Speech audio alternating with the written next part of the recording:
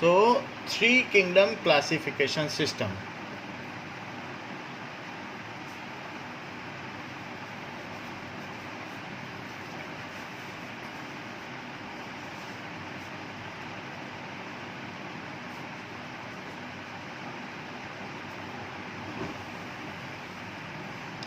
Now, Ernst Haeckel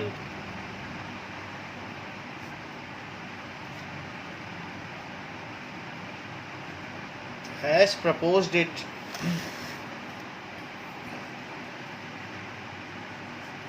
1866 में इन्होंने दिया. So the kingdom was Plantae protista and animalia, यानी जो यूनिसेलुलर थे सिर्फ उनको उन्होंने अलग कर दिया. So he has proposed three kingdom classification system. One is Protista, other is Plantae जिनके बारे में हम कम जानते थे, उनको बस अलग कर दिया, and other is animalia. The new kingdom Protista included which lacked the capability of tissue differentiation. So includes which lack the capacity of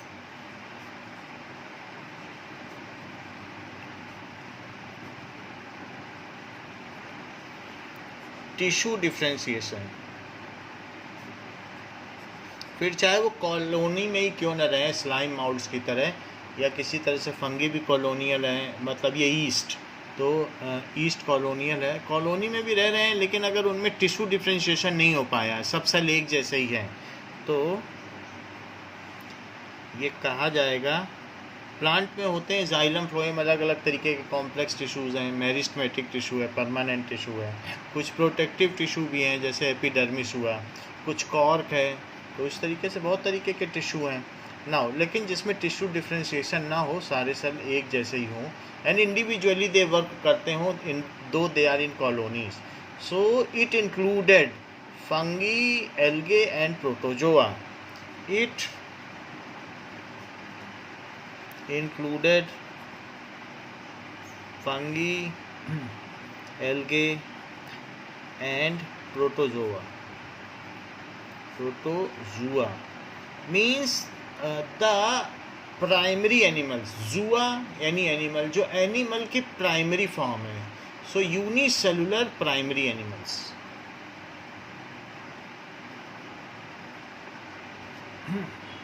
वो ऑफ कोर्स यूकैरियोटिक होंगे.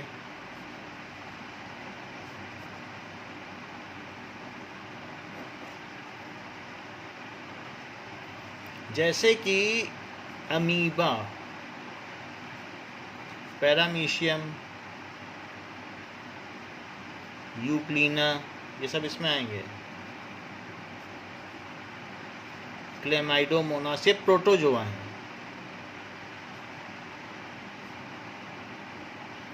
तो वो सारे इसमें आ गए. प्रोटोजुआ. फंगी जो खाना नहीं बना सकते, जिनकी सेल वॉल काइटिनस होती है, कॉम्प्लेक्स शुगर की होती है. एल्गे, एल्गे क्या होते हैं, ब्लू ग्रीन एल्गे हैं. सो ये एक तरीके की बैक्टीरिया की फॉर्म है, तो उसको हम they are primary kept in Monera. So algae monerans हैं. तो मोनेरा. अब प्रोटोजुआ प्रोटिस्टा हैं. सो एल्गे क्या हो गया, दिस इज मोनेरा तो नहीं बोल सकते हैं, लेकिन प्रोकैरियोटिक यूनिसेल्युलर, अभी क्योंकि मोनेरा वर्ड नहीं आया है. सो प्रोकैरियोटिक यूनिसेल्युलर ऐसे आ गए. सो सारे बैक्टीरिया इसमें आ जाएंगे, bacteria form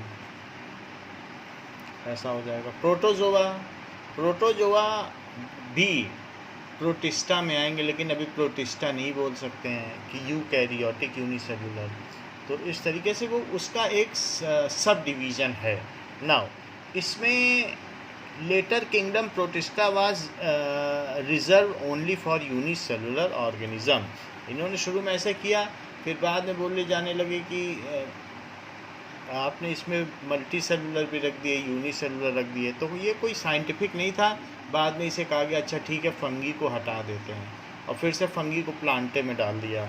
letter it was protista तो लिखा ही है शुरू में, protista was reserve for unicellular organism.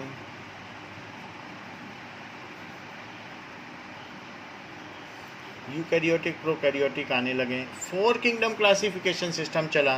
So it was in given by Copeland. So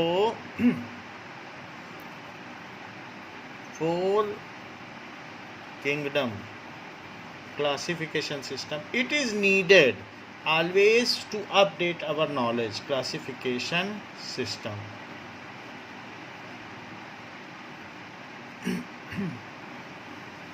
Now this is given by Copeland in 1956। अभी रिसेंट तक भी 4 चला है, क्योंकि ये 1866 के बाद 90 साल बाद ही आया। इट इंक्लूडेड मोनेरा, तो इसमें 4 बना दिए गए। अब आ गया Monera.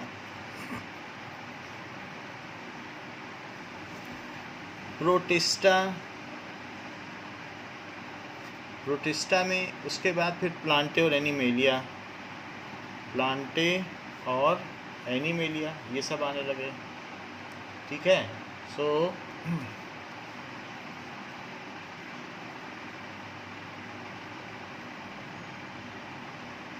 Animalia, so these systems.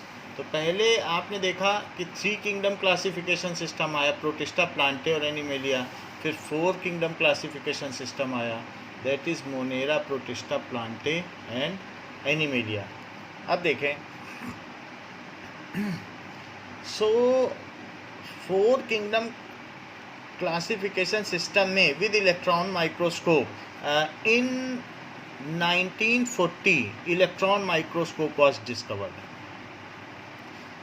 ये 9th में है, तो उससे कई गुना चीज़ें देखी जाने लगी,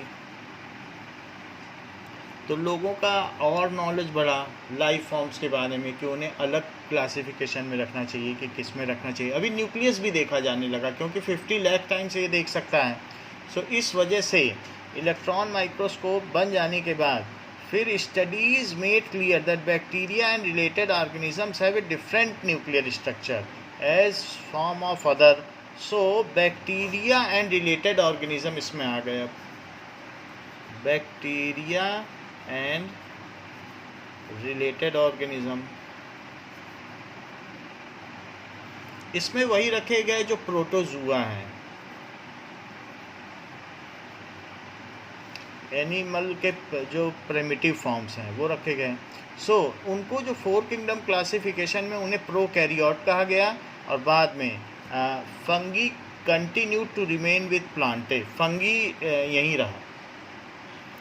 ये इंक्लूड्स फंगी, क्योंकि पहले भी जब उन्होंने बोल दिया 3 किंगडम सिस्टम में रिजर्व फॉर यूनिसेलुलर, तो फंगी को कहाँ डालोगे, उसको फिर प्लांटे में ही डालने लगा। Now fungi has shifted to Plantae again. Fungi has shifted to Plantae. Plantae mainly बनाया गया था लिनॉस ने सेल वॉल के आधार पर, तो फंगी में भी सेल वॉल होती है, भले ही वो काइटिनस हो, तो इसलिए उसको उसमें डालना पड़ा।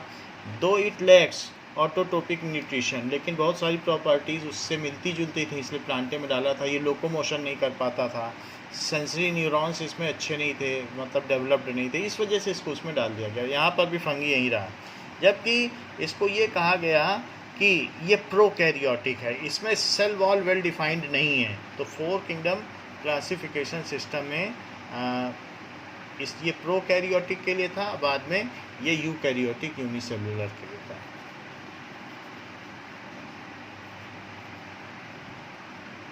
प्रोकैरियोटिक यूनिसेलुलर और यूकैरियोटिक यूनिसेलुलर। प्रोकैरियोटिक का क्या मतलब होता है?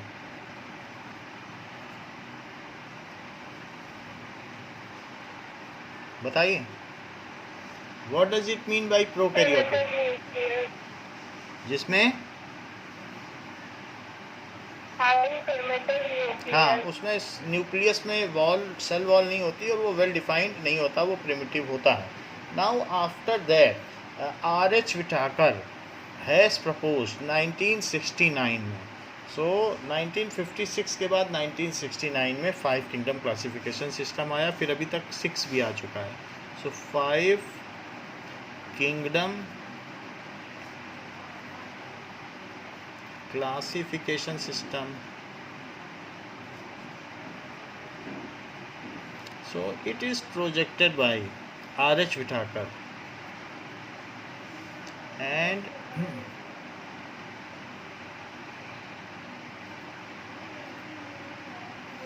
in 1969, recently 50 years before it was developed, and the classification system for the living organism have undergone several changes over time. He created fungi as a separate kingdom. तो इन्होंने 5 अलग अलग तरीके से, the main criteria of classification was, क्या क्या इन्होंने use किया? Main criteria of classification was, जो उन्होंने पिकअप किया, दैट इज सेल स्ट्रक्चर कैसा है,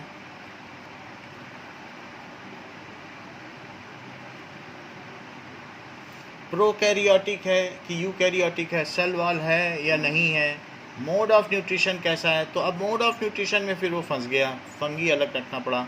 सो मोड ऑफ न्यूट्रिशन कैसा है, क्या ये ऑटोट्रोपिक है कि हीटरोट्रोपिक है, तो उसमें फिर फंगी अलग से एक किंगडम पा गया nutrition. Next is thallus organization, कि क्या उसमें organ level system well developed है कि अभी थैलस ही है। सो थैलस का मतलब क्या होता है कि थैलस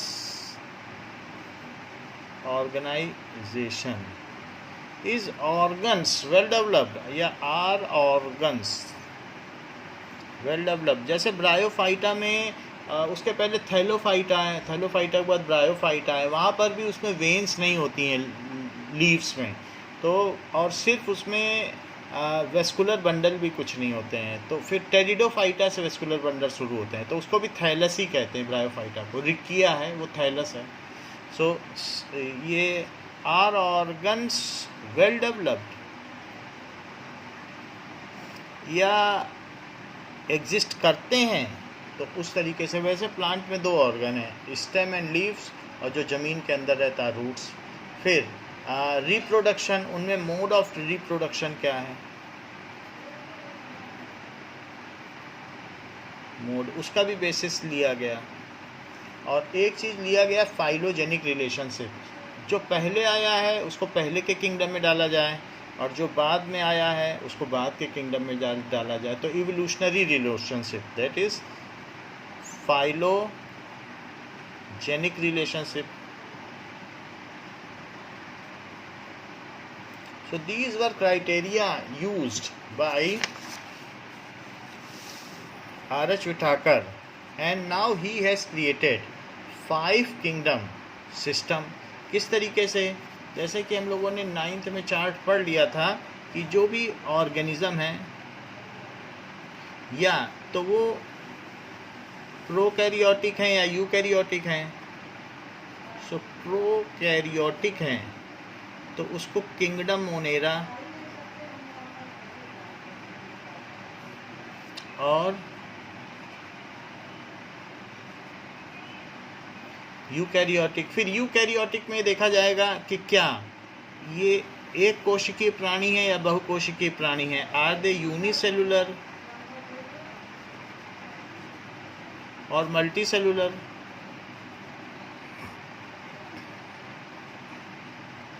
यूनिसेलुलर है मल्टीसेलुलर। अगर वो यूकैरियोटिक यूनिसेलुलर हैं तो इनको रखा गया प्रोटिस्टा, जिसमें इसका फर्दर एक डिवीजन है जिसको कहते हैं, it's one division is protozoa, it's one division is protozoa. वैसे डिवीज़न और फाइलम एक साथ होते हैं जो सेकंड टेक्सा है, बट फाइलम एनिमेलिया में यूज़ होता है। अब मल्टी सेलुलर है, सो मल्टी सेलुलर के कई ऑप्शन हैं। मल्टी सेलुलर में या तो उनमें सेल वॉल होगी या सेल वॉल नहीं होगी। सो हैव सेल वॉल या no cell wall.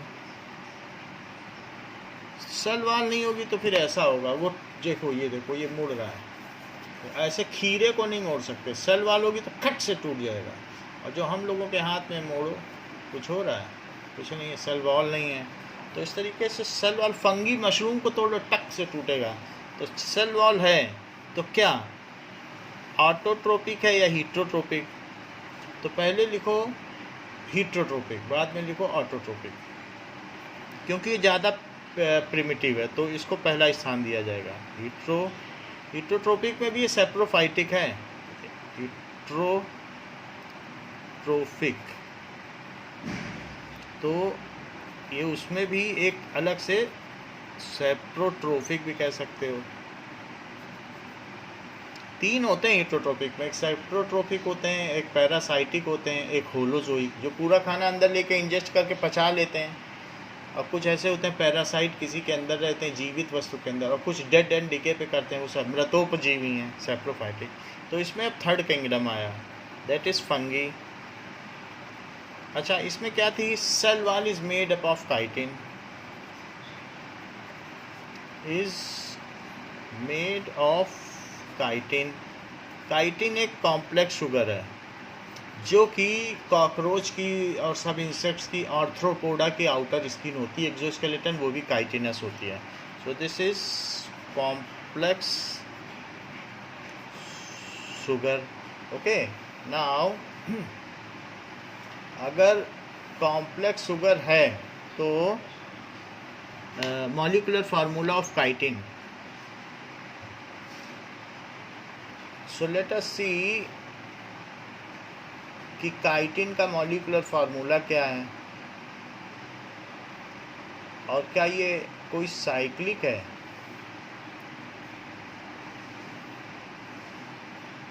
Late us see it. तो C8H13O5N काइटिन है, C8H13O5N, इसमें नाइट्रोजन भी होगा और N। ये एक कॉम्प्लेक्स शुगर है तो उसका फार्मूला दिया गया, ठीक है। नाउ इसके आगे हम बायोमॉलिक्यूल्स में पढ़ लेंगे कि जो काइटिन है वो दिखने में कैसा लगता है। ज़्यादा देखने की जरूरत नहीं, इसके लिए हमें एक चैप्टर दिया गया है बायोमॉलिक्यूल्स। तो ये काइटिन है, so that we will see कि किस तरीके से कार्बन, हाइड्रोजन और एक देखो N दिया है, यहाँ पे N भी दिया है, एक नाइट्रोजन भी है, तो कैसे होता है बाद में देखा जाएगा, एक चैप्टर। लेट अस नॉट, ठीक है, have a head on it. तो अब इसमें क्या देख लिया कि काइटिन की है, जबकि ये कैसे होते हैं?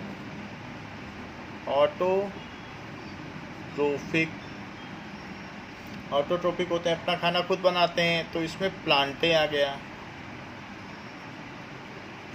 और प्लांटे में सेल वॉल किसकी होती है? Cell wall is made of cellulose होती है, that is C6H10O5 to the N। Chlorophyll present रहता है। क्लोरोफिल का क्या मतलब है? क्लोरोफिल क्लोरोप्लास्ट में रहता है, तो क्लोरोफिल प्रेजेंट है। तो जो प्लास्टिड्स आप जानते हैं, अभी थोड़े दिन पहले बताया था, तो वो प्लास्टिड्स दो तरीके के हैं, क्रोमोप्लास्ट, ल्यूकोप्लास्ट। क्रोमोप्लास्ट दो तरीके के हैं, जैसे रोडोप्लास्ट हो गए, इसी तरीके से क्लोरोप्लास्ट में मैग्नीशियम कार्बन से घिरा हुआ है, तो मैग्नीशियम और कार्बन से जो घिरी हुई संरचना है उसको क्लोरोफिल कहते हैं। So chlorophyll present in chloroplast, in plastids. ठीक है, तो इस तरीके से अपना खाना बना सकते हैं। जबकि नो सेल वॉल, तो नो सेल वॉल को सबसे एडवांस माना गया, उसको 5th किंगडम माना गया और उसे नाम दिया गया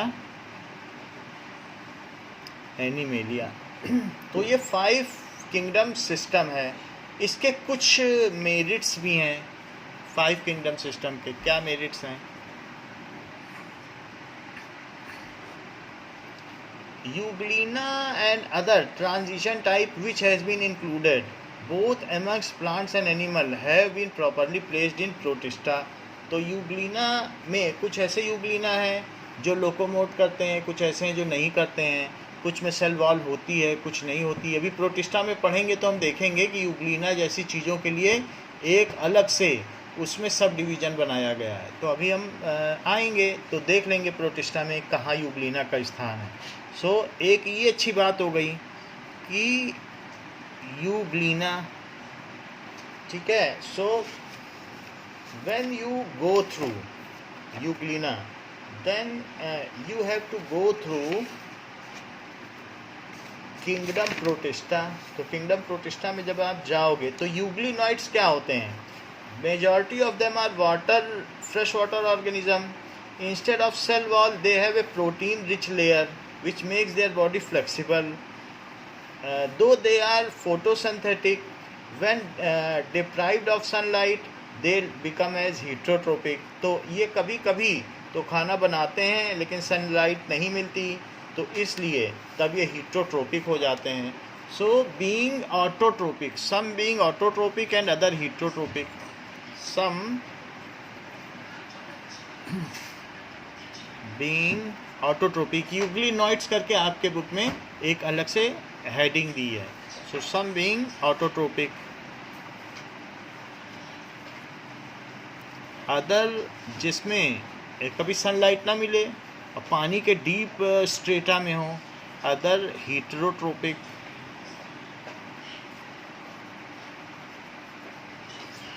हैव गॉट प्रॉपर प्लेस।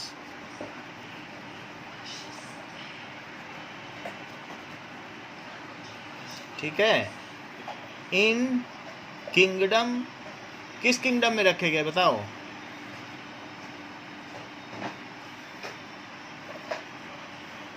बोलो, यूग्लिना कहाँ रखे गए? प्रोटिस्टा। प्रोटिस्टा के फिर अलग अलग सब डिवीजन हैं, उनको हम देख लेंगे। तो यूग्लिना फिर हम देख लेंगे कि ये यूग्लिनॉइड्स हैं and they are kept. Protista का जब हम सब डिवीज़न देखेंगे तो यूग्लिना को पढ़ लेंगे। यूग्लिना में आपने देखा था कि इसमें फ्लैजिला निकला हुआ रहता है और ये स्ट्रक्चर है यूग्लिना का। ये यूग्लिना है, ठीक है कि नहीं? सो दिस इज तो यूग्लिनॉइड्स करके दिया हुआ है। तो इनको इनका प्रॉपर स्थान मिल गया कि इससे अच्छा इनको यहाँ रखो और इधर उधर एनिमेलिया और प्लांटे में रखने की ज़रूरत नहीं है। Fungi have their own biochemical, physiological and structural organisation. Fungi का तो सब कुछ अलग है। Fungi have their own biological, biochemical, उसमें अलग ही कुछ ना कुछ केमिकल्स रहते हैं। केमिकल्स क्यों? क्योंकि वो सेप्रोफाइट पे ज़िंदा रहते हैं। They do not have any digestive system, अंदर न्यूट्रिशन नहीं ले जाते हैं। और बायोकेमिकल्स हैं, उन्हीं से वो बाहर पर चीज़ों को क्या कर सकते हैं, डाइजेस्ट करके बाद में इंजेस्ट कर लेते हैं जो न्यूट्रिएंट्स हैं। अच्छा, इसके अलावा उनकी जो केमिकल रिएक्शन है उसको कहते हैं फिजियोलॉजी, कि उनकी बॉडी में क्या क्या केमिकल रिएक्शन हो रही है। So that reaction is known as physiology. जो हमारी बॉडी के अंदर जो केमिकल रिएक्शन हो रही है, the same physiology can also exist in vitro condition. वो टेस्ट ट्यूब में भी हो सकती हैं। तो nature of reaction remain same though it is taking place in a controlled manner in our body, और वही टेस्ट ट्यूब में अनकंट्रोल्ड मैनर में हो जाएगी। तो हमारी बॉडी में ऐसा नहीं है कि ग्लूकोज डाल दिया तो सब बर्न होने लगे अचानक। जब हमें ज़रूरत होगी तभी ज़्यादा बर्न करेगा, नहीं तो रखा रहेगा। सो फिजियोलॉजी तो फंगी की बायोकेमिकल रिएक्शंस जो भी हैं, बायोकेमिकल स्ट्रक्चर उनका अलग है, काइटिन की बने हुए हैं। फिजियोलॉजी जो उनके बॉडी में केमिकल रिएक्शन हो रही, एंड स्ट्रक्चरल ऑर्गेनाइजेशन।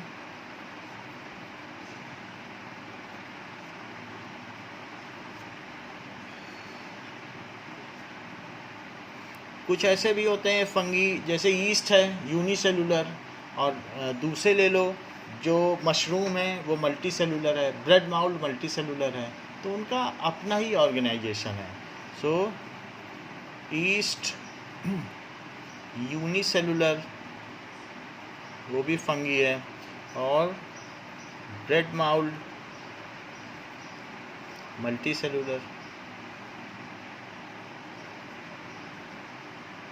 सो उनका अपना स्ट्रक्चरल और ऑर्गेनाइजेशन है, इसलिए उन्हें अलग रखना ठीक है। बाकी उनमें हाइफे होता है, ऊपर मशरूम होता है जो कि अम्ब्रेला लाइक स्ट्रक्चर है, उन सब के बारे में हम आगे डिटेल से पढ़ेंगे। द 5 किंगडम्स ये तो have their justified place, have their justified place as separate kingdom.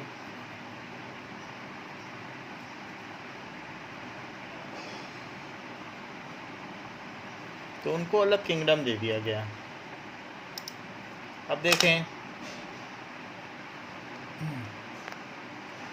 Now, तो they were given a separate kingdom.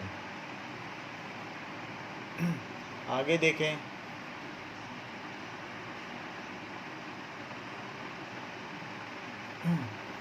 Next is a separate kingdom of prokaryotic include Monera. Monerans differ from any other organism in their cellular, reproductive and physiological organization. A separate kingdom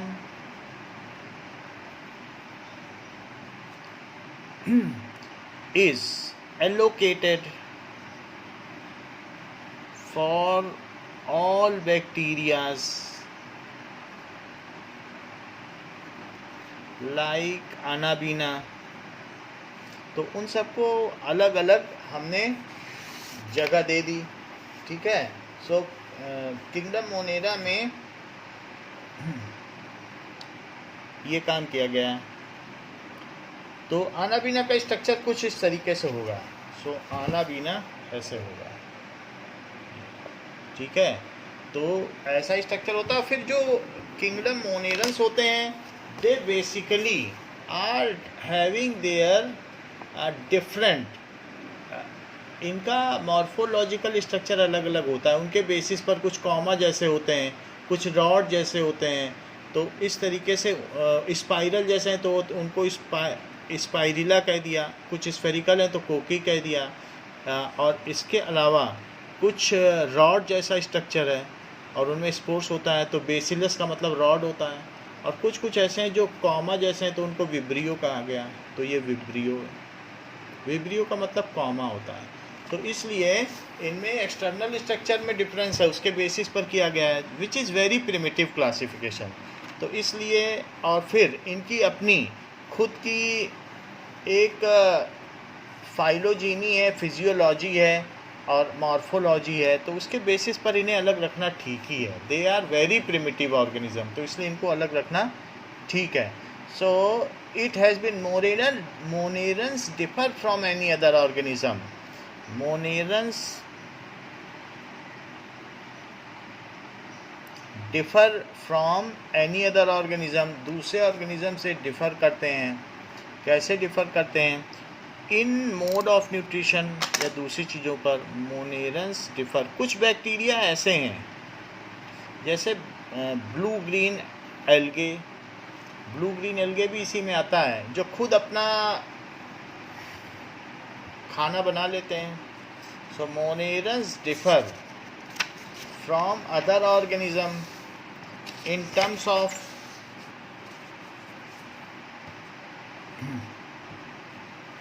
from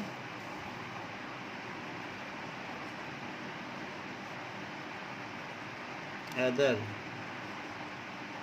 organisms कैसे differ करते हैं, ठीक है, in their cellular structure, in their उनकी cell अलग अलग होती है, कई चीज़ें मेम्ब्रेनियस नहीं होती हैं, राइबोसोम्स होते हैं, माइटोकॉन्ड्रिया होते हैं, अलग सेल ऑर्गेनेली नहीं होते हैं.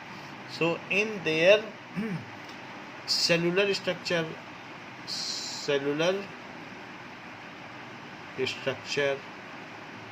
ठीक है. रिप्रोडक्शन के बारे में सबके लिए अलग से देखा जाएगा. Reproductive and physiological organism. Physiology का मतलब बॉडी में होने वाली chemical reaction, that is metabolic reaction. Physiological यानी मेटाबॉलिक रिएक्शन, मेटाबॉलिज्म, ठीक है. So they have their own cellular structure. इस तरीके से ये डिफर करते हैं, इसलिए इन्हें अलग रखा गया. The 5 kingdom system is based on cellular organism mode of, it is more scientifically based, ठीक है, and covers more criteria. So its basic factor makes its justified. It covers more criteria to make kingdom. अब इसने देखो mode of nutrition और reproduction भी ले लिया. So more criteria, ये क्वेश्चन इम्पॉर्टेंट है. तो मोर क्राइटेरिया लाइक क्या क्या लेता है, फॉर क्लासिफिकेशन, ये चलन में भी है मोर क्लासिफिकेशन, ठीक है. For example mode of nutrition,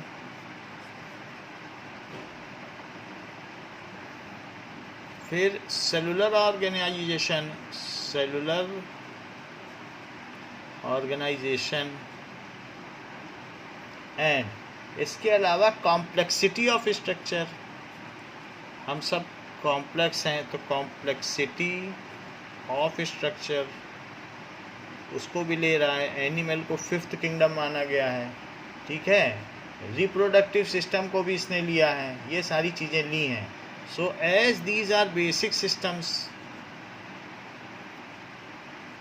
these are, ठीक है, basic factors.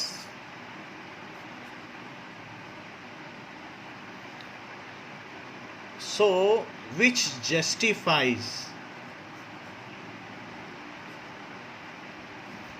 5 kingdom classification system.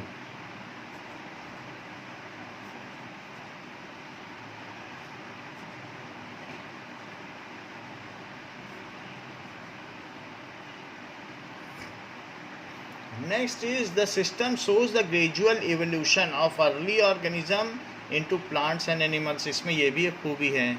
The system shows gradual evolution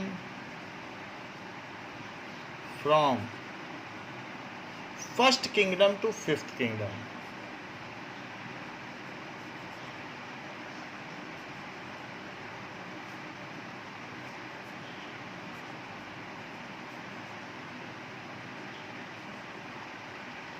तो इस तरीके से है कि कैसे मोनेरस धीरे धीरे, ये बात अलग है कि फिर प्लांटे से एनिमेलिया नहीं बने होंगे. 3rd तक तो सब साथ गए होंगे, फिर उसमें कुछ प्लांटे बन गए और कुछ एनिमेलिया, वहाँ से रूट डाइवर्ट हो गया.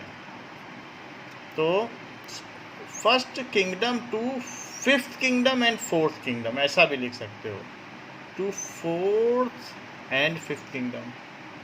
इनसे ये नहीं बने हैं, लेकिन 4th और 5th का 1st, 2nd, 3rd से, 1st से 2nd, 2nd से 3rd. अब 3rd में भी हो सकता है कि 3rd जो बन गए वो बन गए, फिर उनमें इवेंचुअली कुछ ऐसा हुआ हो कि क्लोरोफिल आ गया हो, कुछ भी हो, तो वो दैट इज़ फाइलोजेनिक रिलेशनशिप, जो कि डीएनए के फिंगर प्रिंटिंग से जाना जा सकता था. Plant and animal kingdoms are more homogeneous. They were in 2 kingdom system of classification. So more homogeneous, उनमें बहुत सारे में काफ़ी कुछ समानता है, सारे प्लांट्स में लगभग एक जैसी समानता है। इसी तरीके से एनिमल्स में भी बहुत सारे सिस्टम में समानता मिल जाएगी, सारे एनिमल्स में कई कई चीज़ें कॉमन मिल जाएंगी, लोकोमोट करते हैं, अंदर से न्यूट्रिशन करते हैं, जबकि ये चीज़ें नीचे वाले किंगडम में नहीं मिलेगी। उनमें दो अलग अलग सब डिवीज़न ही मेल नहीं खाते ठीक से। तो होमोजिनिटी की अगर बात करें, समानता की बात करें, तो plant and animal kingdoms are more homogeneous. Plant and animal kingdom are more homogeneous.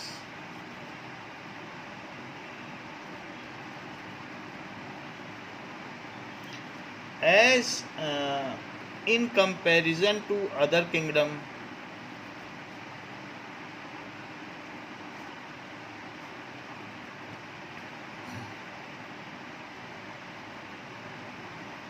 as they have many common factors, ठीक है, within their own kingdom, as they have many common features,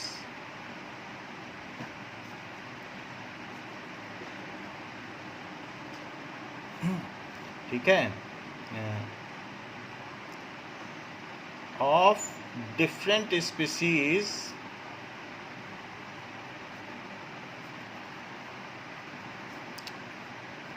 lying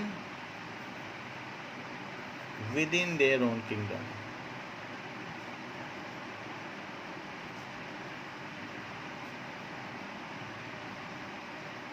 सो ये एक point आएगा कि how will you justify that this is meritorious. फिर भी 5 kingdom classification system की कुछ खामियां भी हैं।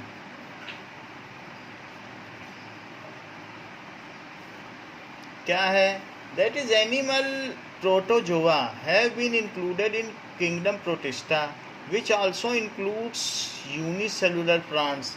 तो प्रोटोजोआ में हम ऐसा भी करते हैं कि जैसे जू प्लैंकटन, तो प्रोटोजोआ में कभी कभी क्या होता है, फाइटो प्लैंकटन और जू प्लैंकटन। तो प्लैंकटन माइक्रो ऑर्गेनिजम्स होते हैं। So animal protozoa also includes, देखो प्रोटिस्टा के अंदर प्रोटोजोआ है, तो हम ये कह सकते हैं कि जब जूआ था, प्राइमरी एनिमल हमने आपको बताया नहीं थोड़ी देर पहले, जैसे अमीबा, पैरामीशियम, और उनके वीडियो तो आप देख ही चुकी हैं कि अमीबा पैरामीशियम को कैसे निगलता है। Have you seen it? बताइए कि नहीं, फिर से दिखा दें? हाँ नहीं, कुछ बोलो।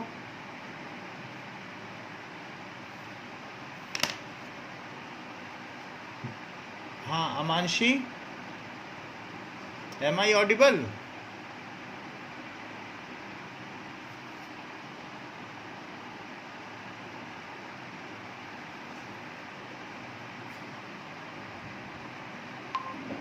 So you have seen video that how amoeba engulfs paramecium,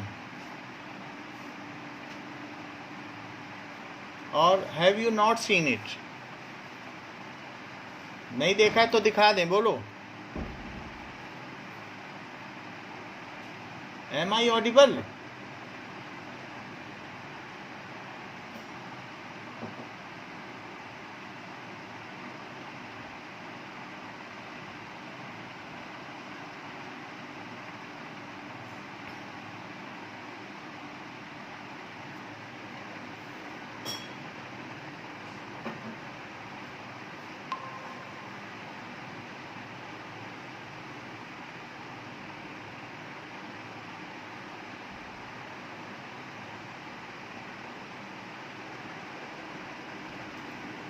Now let us see how, हैं?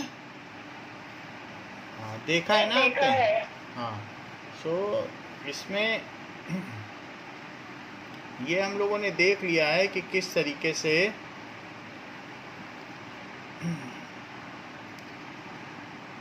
How amoeba एनगल्फ्स paramecium.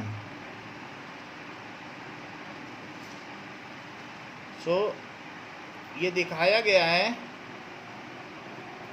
कि how amoeba एनगल्फ्स paramecium.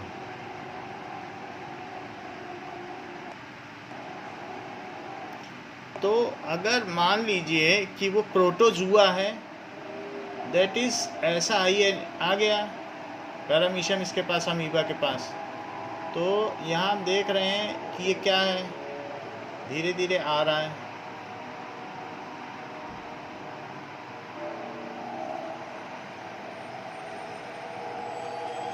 And ultimately by pseudopodia it will engulf it by extending its false feet.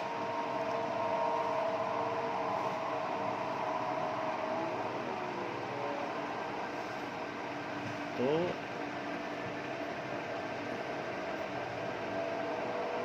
now and it traps paramecium, ये trap कर लेगा। तो इस तरीके से ये एक तरीके का क्या हो गया है तो एनिमेलिया। तो पूछा जा रहा है कि फिर इसको हमने प्रोटोजुआ को क्यों रखा है प्रोटिस्टा में। तो ये एनगल्फ हो जाएगा, डाइजेस्ट हो जाएगा, पूरी तरीके से कवर हो गया ना।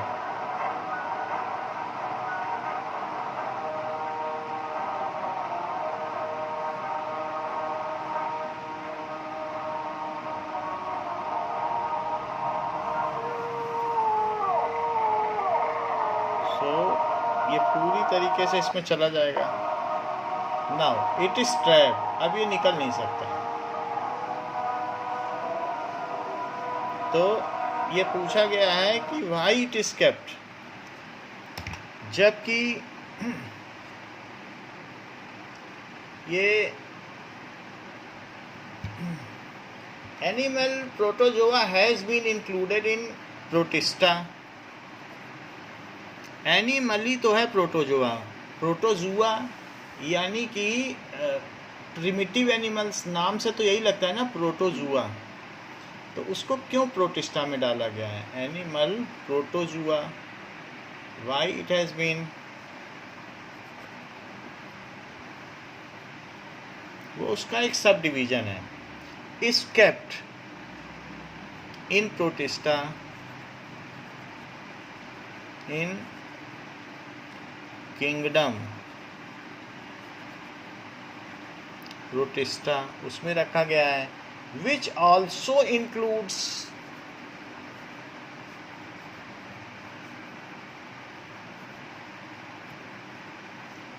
Unicellular plants, unicellular plants, for example phytoplankton, बहुत छोटे छोटे micro plants, and zooplankton, both are kept in protista. All microorganism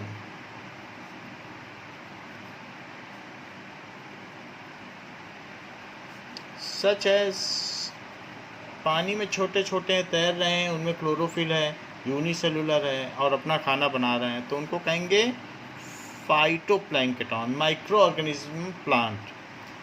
so phytoplankton, micro plants, and जूप्लैंक्टन,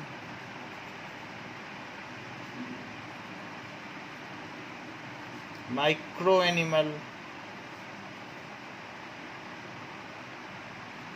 micro plants में अगर आप देखेंगे तो एल्गे आ जाएगा, कुछ एल्गे यूनिसेलुलर भी होते हैं और कॉलोनी में रहते हैं, जबकि इसमें अमीबा आ जाएगा, पैरामीशियम आ जाएगा। आर केप्ट इन प्रोटिस्टा, तो ये है, जबकि दोनों अलग अलग इवॉल्व हुए हैं। एक एनिमल बन गया, फाइटोप्लैंक्टन से प्लांट बन गया, जूप्लैंक्टन से एनिमल बन गया, लेकिन उन्हें एक ही जगह प्रोटिस्टा में क्यों स्थान दिया गया है, पहला पॉइंट ये है। Now yeast are unicellular, do not belong to. अगर ये यूनिसेलुलर यूकैरियोटिक हैं यीस्ट, तो उन्हें फिर हमने प्रोटिस्टा में क्यों नहीं जगह दी, हमने फंगी में क्यों डाल दिया? जबकि हमने देखा था मल्टी सेलुलर को रखना था फंगी में। बोलो, ये क्या लिखा है यहाँ पे? मल्टी सेलुलर लिखा है कि नहीं? और मल्टी सेलुलर में सेल वाल, और सेल वाल में हीटोट्रोपिक, तो फिर वो ईस्ट आया, फिर भी ईस्ट डाल दिया इसमें। क्यों डाल दिया ईस्ट? जबकि वो यूनिसेलुलर है, तो मल्टी सेलुलर में क्यों डाला आपने? बोलो, अभी थोड़ी देर पहले बताई थी कि नहीं बात आपको? ईस्ट यूनिसेलुलर है, तो yeast though unicellular are kept belongs to unicellular eukaryotic,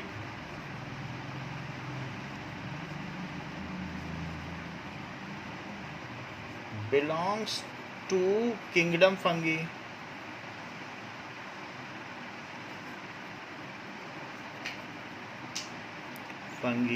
which is for multicellular cell walled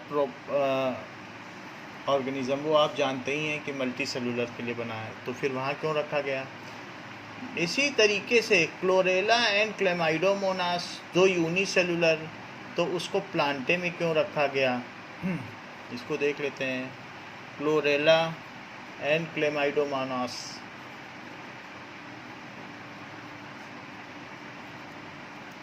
are kept in Plantae. Unicellular को प्लांटे में डाल रहे हो आप।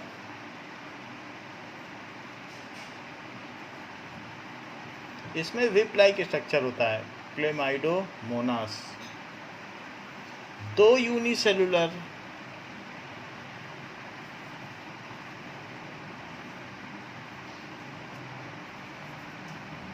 तो प्लांट में तो नहीं डालना चाहिए ना, वो तो मल्टी सेलुलर का है। तो प्लांटे में डाल दिया गया। They should be kept in protista, they should be kept in protista. Chlamydomonas देखने में बहुत सुंदर लगता है, बाकी आप फिगर से देख लें कि किस किस तरीके से ये दिखते हैं ना। Chlamydomonas, Here's the definition of Chlamydomonas,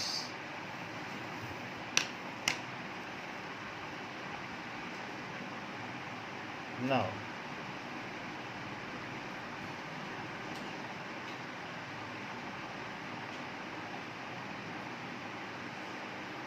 let us see how they look like. So it is having a very beautiful structure. So ये देखो ऐसे होते हैं, जबकि ये यूनिसेलुलर हैं। अगर यूनिसेलुलर है ठीक है, इनमें क्लोरोफिल पाया जा रहा है, लेकिन यूनिसेलुलर थे तो उन्हें प्लांटे में क्यों डाल दिया? अच्छा, इसमें विप भी दिखाई दे रही है। विप है, आप अगले से देखो तो वहाँ पता चलेगा। ये विप दिख रही क्लेमाइडोमोनास में? बोलो। तो इस तरीके से इनको प्लांटे में रखने का कोई मतलब नहीं है, वो तो मल्टी सेलुलर था। नाउ अब देखते हैं chlorella. Okay, here are some recipes. जो क्लोरेला हैं वो भी यूनिसेलुलर ही हैं, and though they live in group then also they are unicellular. इनमें सब एक जैसे ही सेल हैं, कोई टिश्यू लेवल का डिफ्रेंशिएशन नहीं है। So if they are like this unicellular, ठीक है, बडिंग से रिप्रोड्यूस करते हैं और आप उसको डाल रहे हैं प्लांटे में, तो it is not good. So why such organisms are kept in Plantae? Unicellular को वहाँ डालने का कोई मतलब नहीं था। तो Euglena like organisms and slime moulds with flexible lifestyle may need the creation of intermediate kingdom of protista। तो जैसे हमने कहा कि यूग्लिना कभी कभी प्लांटे की तरह बिहेव करता है, और कभी कभी ऐसा होता है हीटोट्रोपिक हो जाता है, कभी ऑटोट्रोपिक हो जाता है। तो उसके लिए हमें किसी अलग किंगडम की इंटरमीडिएट सिस्टम ऑफ चाहिए, वो चीज़ बाद में की गई. So Euglena which is having flexible life style. और स्लाइम माउल्स क्या है, वो एग्रीगेट हो जाते हैं. कल येलो कलर का नहीं दिखाया था कैसे फैल जाता है पानी में, स्लाइम माउल्स दिखाया था कि नहीं. तो कीचड़ होता है, स्लाइम का मतलब कीचड़ होता है. तो यूग्लिना एंड स्लाइम माउल्स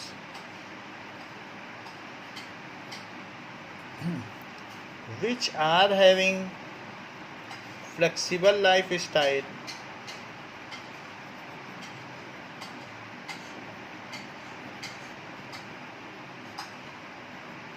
कभी कभी इनमें क्या होता है कि एक अलग तरीके का वेजिटेटिव फेज़ है, कभी रिप्रोडक्टिव फेज़ है जहाँ ये सेक्सुअल रिप्रोडक्शन करते हैं. तो उनमें ये अलग अलग तरीके के बिहेव करते हैं. इनके बारे में हम आगे देख लेंगे. But they are having flexible life style. Euglena में क्या है, कभी ऑटोट्रोपिक है, कुछ हीटोट्रोपिक हैं. So there should be some other kingdom होना चाहिए. तो ये भी बात कही गई. Need the creation of intermediate kingdom. Need the creation of intermediate kingdom.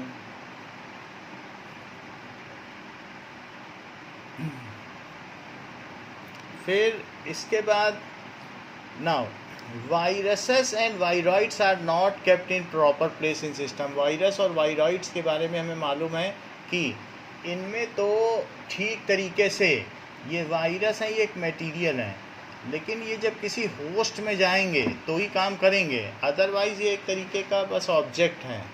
इनका पाउडर कहीं रख दो कुछ नहीं करेगा, चाहे हीट कर दो कुछ कर दो. लेकिन ये वायरस है, कोरोना वायरस की तरह है.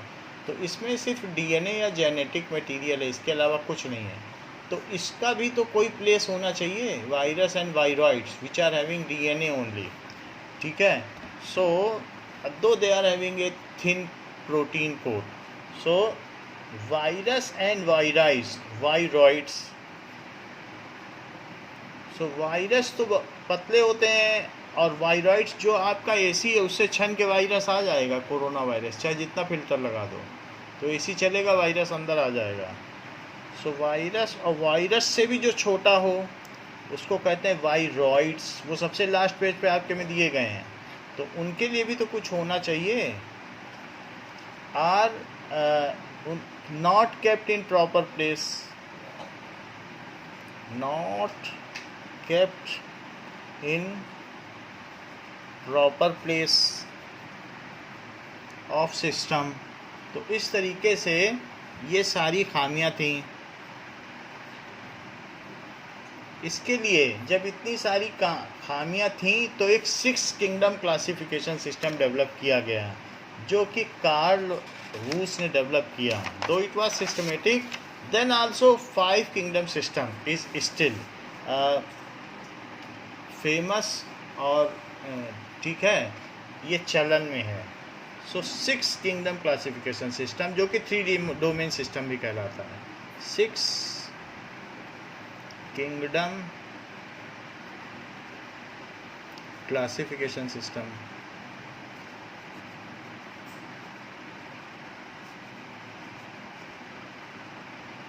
सिक्स्थ किंगडम क्लासिफिकेशन सिस्टम क्या है? इसमें इन्होंने 3 अलग अलग क्लासिफिकेशन सिस्टम किए हैं. दैट इज कार्ल रूस.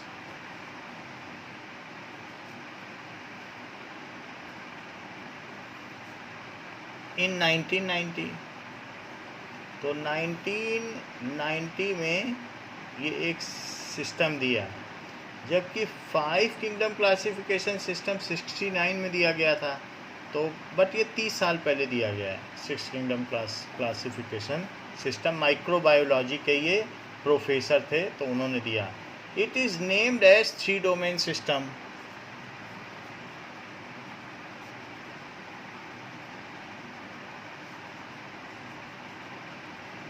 तो इसमें कौन कौन से डोमेन हैं? So the 3 domains are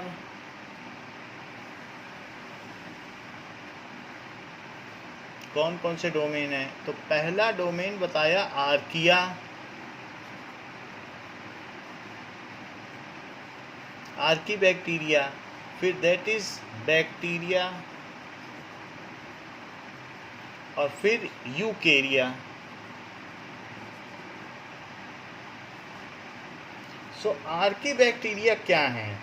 so they can live in most harsh system, ये सब डोमेन्स हैं। So can live in most harsh system. तो जब हम देखेंगे तो बाद में भी देखेंगे आर्की बैक्टीरिया आपके में दिया हुआ है, तो वही सारी चीज़ें हम देख लें। आर्की बैक्टीरिया बाद में तो अलग से देखेंगे ही, अभी हम देख रहे हैं कि डेवलपमेंट कैसे कैसे हुआ।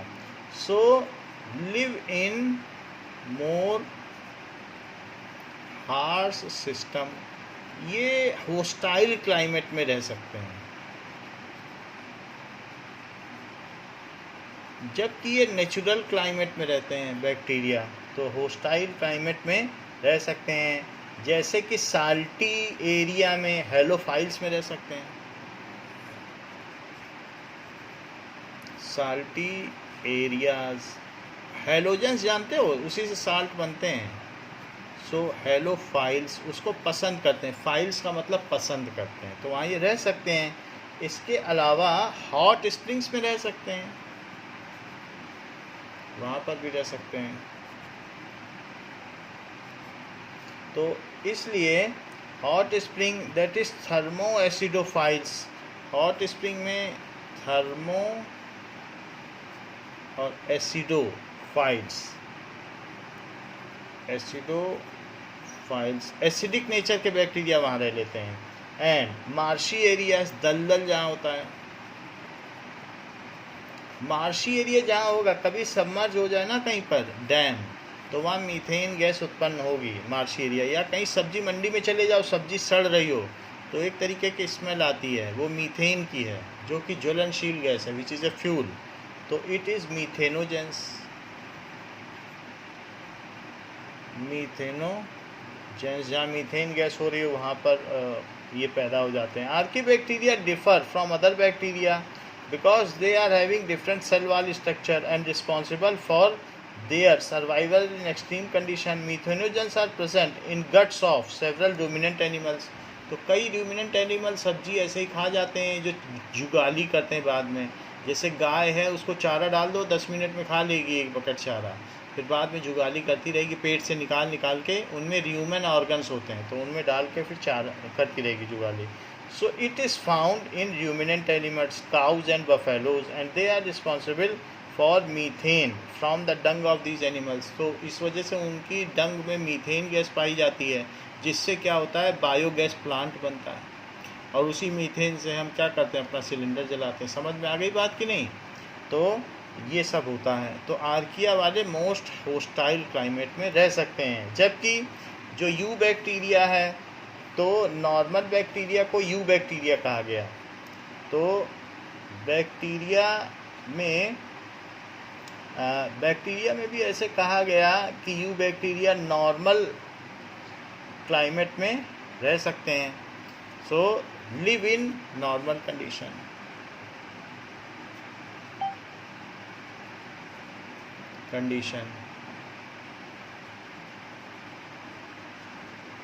and called U bacteria,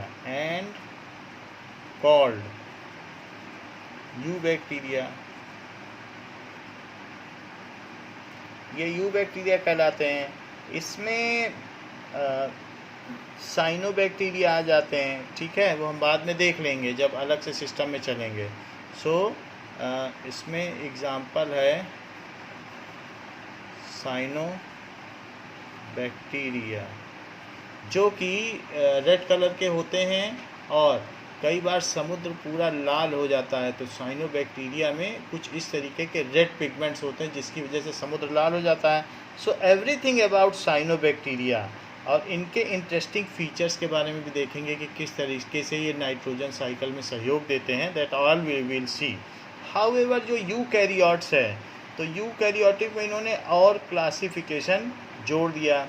that means कि पहली दो चीज़ें तो ये हो गई कि आर्की बैक्टीरिया, फिर you bacteria. So 4 kingdom of this domain यूकैरिया में। तो इसमें इन्होंने अब 4 किंगडम बना दिए। कौन कौन से किंगडम बना दिए? तो इसको किंगडम बोला गया, 1 किंगडम, 2 किंगडम, और फिर 3 किंगडम में मोनेरा।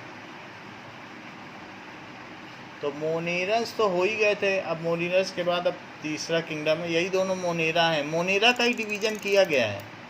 ये समझो मोनेरा पहले था ना, बैक्टीरिया को मोनेरा कहते थे कि नहीं?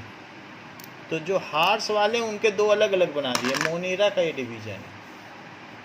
ये जो दोनों चीज़ें हैं ये मोनेरन्स ही तो हैं, सब बैक्टीरिया ही तो हैं।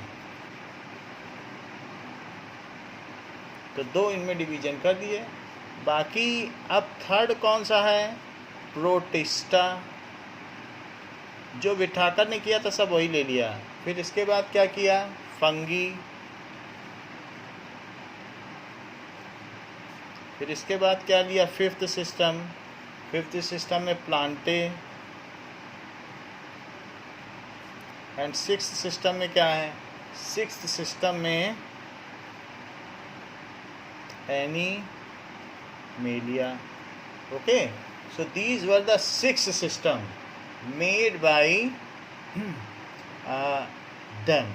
तो इसमें भी इन्होंने कैसे बनाया, ये चीज़ ज़रा देखने लायक है कि कैसे इन्होंने अलग अलग बताया।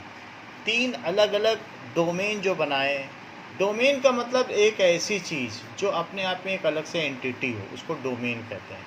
सो करेक्टर कहते हैं हमारे डोमेन में मत आना, हमारी कॉलोनी में मत आना। एक तरीके की कॉलोनी होती है, उनका रीति रिवाज सब कुछ अलग होता है। सो इनके कैरेक्टर्स, ये मोस्ट रिसेंट सिस्टम है। एक है आर्की बैक्टीरिया या आर्किया भी कह सकते हैं। दूसरी चीज़ है बैक्टीरिया जो नॉर्मल बैक्टीरिया हैं, और तीसरा है यूकैरिया। यूकैरिया जैसे कभी आपने देखा पास्चुराइज्ड मिल्क होता है, तो पास्चुराइज्ड मिल्क के पास्चुराइजेशन में हम क्या करते हैं कि उसको 70 डिग्री सेल्सियस तक गर्म कर लेते हैं, एंड आफ्टर दैट उसको कूल कर देते हैं, तो उसके सारे बैक्टीरिया मर जाते हैं। तो ये नॉर्मल यू बैक्टीरिया हैं जो कि मर जाते हैं। अदरवाइज़ जो हार्स वाले होते वो ना मरते। तो मिल्क का पास्चुराइजेशन इसी तरीके से किया जाता है to kill the normal bacteria. Okay, तो अब ये इनके करेक्टर्स हैं। हिस्टोन्स क्या होते हैं? जैसे बहुत लंबी डीएनए की कड़ी होती है, तो डीएनए क्या होता है इसमें? दे विल कॉइल अराउंड एक प्रोटीन है। तो डीएनए की एक कड़ी है, लेकिन ये कड़ी इसमें हिस्टोन्स होंगे, तो ये इसी पे कॉइल अराउंड होती है, ये प्रोटीन है।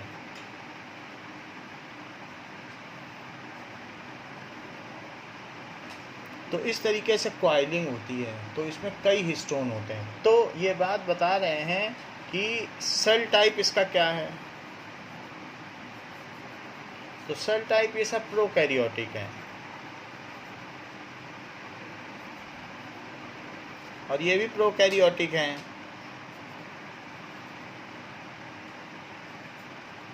जबकि ये कैसा है? यूकैरियोटिक। हिस्टोन्स किसमें प्रेजेंट हैं? जो कि जैसे कोई रोल बनाना होता है, टेप खरीद के लाती हो तो किसी न किसी पे टेप लिपटा रहता है ना, तो डीएनए को भी तो लिपटने के लिए कुछ चाहिए। So protein similar to histone. So histone इसमें रहते हैं प्रेजेंट। हिस्टोन कोई प्रोटीन कहा गया है, तो इसमें प्रेजेंट है, नॉट प्रेजेंट, और जबकि प्रेजेंट। अब देखिए, सो इसके अलावा राइबोसोम साइज,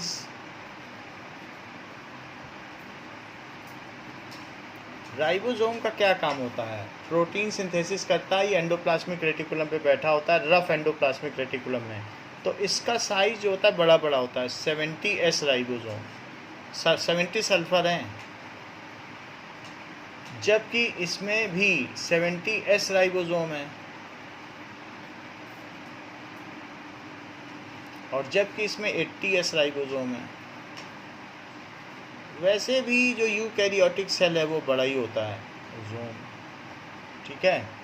तो जो भी ये सेल हैं, ये प्रोकैरियोटिक सेल हैं, इनमें से कुछ क्या होंगे, इसके अंदर राइबोसोम भरा हुआ होगा, फिल्ड होगा, और माइटोकॉन्ड्रिया होंगे जो इसके प्रोटोप्लाज्म के अंदर है। न्यूक्लिक एक जेनेटिक मटेरियल होगा, राइबोसोम भरे होंगे और माइटोकॉन्ड्रिया होगा। अब देखो इसके अलावा सेल वॉल कैसी होगी। सेल वॉल प्रोटीन की होगी, ठीक है, मेड ऑफ प्रोटीन। वैसे तो प्रोटीन और लिपिड की बननी चाहिए, बट ये प्रोटीन की होती है और साइक्लिक होती है, कोई इसकी लड़ी तोड़ नहीं पाता, बिल्कुल घेर के रहती है, ठीक है। In chain, closed chain structure, closed chain structure आगे पढ़ेंगे तो देखेंगे। जबकि मेड ऑफ पेप्टिडोग्लाइकैन, तो इसमें पेप्टिडोग्लाइकैन की होती है, मेड ऑफ। पेप्टिडो क्या होता है,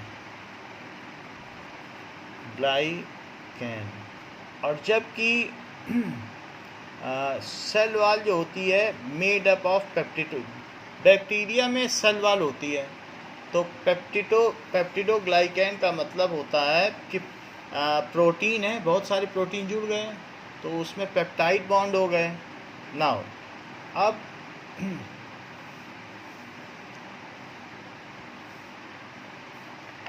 पेप्टिडोग्लाइकैन, According to Glytech, पेप्टिडोग्लाइकैन,